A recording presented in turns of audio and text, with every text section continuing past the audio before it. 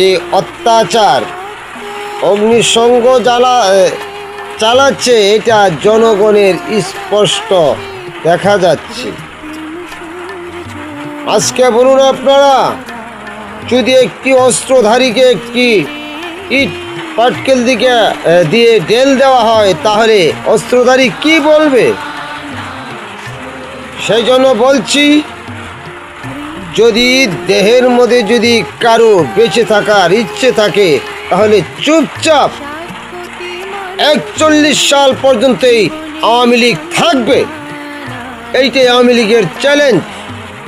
41 সাল পর পার হয়ে গেলে তারপর তোমরা কি করবে সেটা আর বুঝিয়ে দেওয়া হবে না।